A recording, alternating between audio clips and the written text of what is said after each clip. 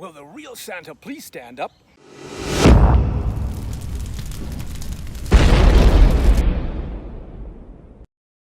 Merry Christmas, everybody! You might be wondering why I'm making a Christmas video, not in the snow or in the cold, but in a warm place. Well, I'm in Singapore, and this is the beautiful Botanic Gardens, and yes, we celebrate Christmas too. Now, the funny thing is, when you're in Singapore or Malaysia, Christmas is still associated with snow. You know, reindeers. When you go to the shopping centers, they're full of snow, reindeer, Santa dressed up in his red fairy coat. So it's time to actually look at Santa and how the whole phenomenal story came about. To get to the bottom of Santa's real story, we can look at 4 or 5 things that actually define Santa. The first one is, of course, the date when he slides through the chimney, the 24th to the 25th of December. Second, the guy's wearing red. Third, why does he slide through the chimney? Then he also leaves little things in stockings. Why would that happen? On top of that, why naughty or nice? And last not least, why does he arrive on reindeers? Let's have a closer look. Starting with the date. So, of course, Santa Claus is aligned with Christmas, and Christmas is aligned with the birth of Christ. Let's start right there. What's so interesting about the date? Well, first of all, the real Jesus supposedly was born either on the 6th of January, 24th of March, or sometimes in June, according to history. What happens is that Pope Julius I in 340 AD decided to put Jesus' birthday on the 25th of December. Why was that date so significant? Because it is all related to being north of the equator. And of course, winter happens, October, November, December, nights get longer. 21st of December is winter solstice, longest night of the year. After that, all of a sudden, days get longer and life comes back. So in ancient Rome, the 21st was connected to something called the Saturnalia, the feasts of Saturn, because Saturn was the god of agriculture, also a pretty nasty character, and he also demanded party and festivities. And in the north, it was connected to the Yule festival, also the return of life. Life is coming back. During the Saturnalia in Rome, everybody went gaga. The world was turned upside down to the degree that slaves actually became the masters of their masters, and the masters would even serve the slaves. And in the dark, cold northern territory, the Yule festival started on the 21st, lasting almost till the end of December. How come? Kind of interesting, because when they were in the middle of winter, they would slaughter some of their cattle because they did not want to feed all the cattle throughout the winter. They wouldn't have enough fodder. So that means they had a lot of fresh meat, and at the same time, their beer and their wine was perfect for consumption because it had just matured nicely. So what they did is they went out and got a bunch of logs, put them, set them on the fire, and they would watch the sparks, and each spark, in their belief, would be a piece of newborn cattle for the next year. So the Saturnalia and the Yule festival were full-on party time.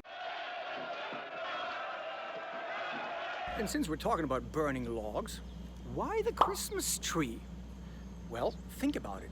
The Christmas tree is an evergreen, and if you live in the northern hemisphere, when it gets dark and cold, that tree never lost its needles. They're not really leaves, they're needles, and stood for life, literally.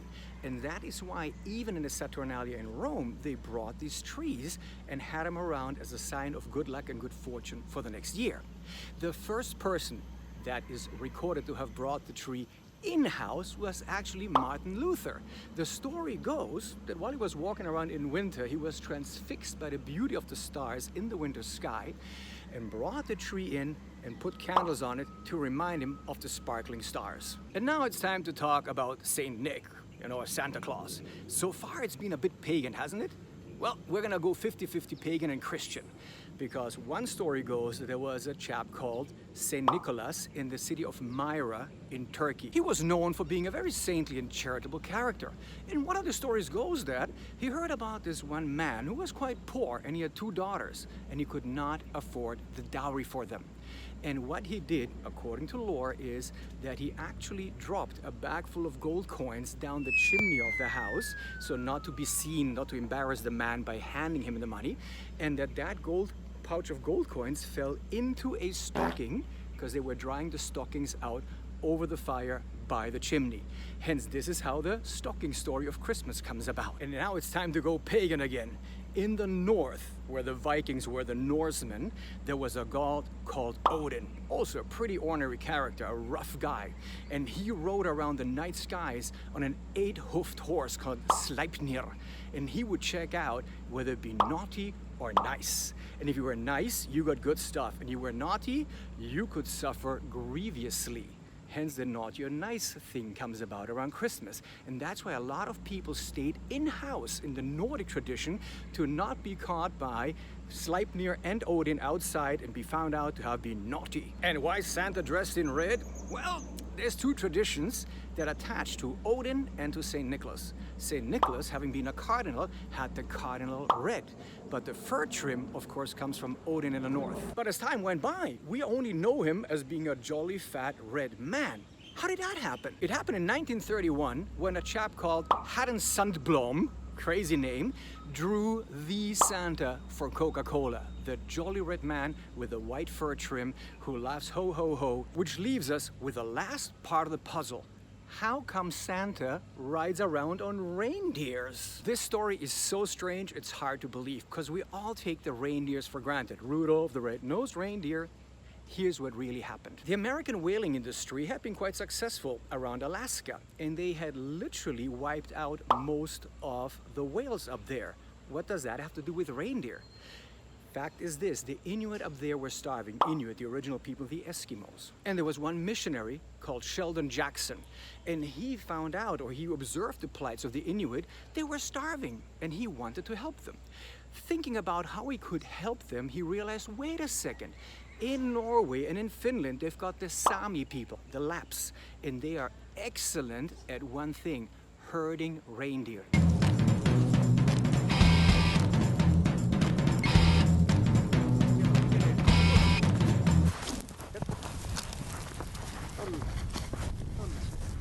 They're never out of food, and hence he had the idea, let's get some reindeers into Alaska and teach the Inuit and the Eskimos how to literally farm reindeer, and that's how they could feed themselves. He lobbied the US government, which in 1898 eventually imported 100 Sami families and 600 reindeer to actually start farming reindeer in Alaska. But that's not where the story ends. A Minnesota businessman called Carl Lohman had moved to Alaska, saw the reindeer and went, wait a second, huge business opportunity. He literally became the king of the reindeer. And what he wanted to do is pass the word around in the southern states, because he was in Alaska, so mainland America.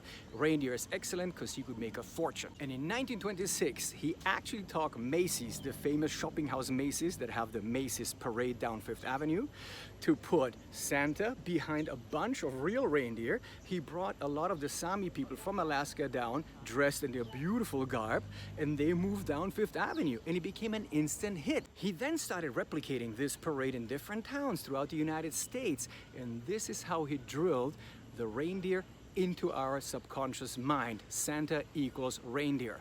It was all invented by this businessman in 1926. At the end, he didn't succeed because his whole drive to make reindeer into the American beef was wiped out by the American Cattle Association that sent their lobbyists to Washington and said, keep the reindeer herd out of our faces, and that shut him down. Now that we've solved the riddle of Santa Claus, winter, trees, reindeer, I wish you a very Merry Christmas and a Happy New Year. Ho, ho, ho! Merry Christmas!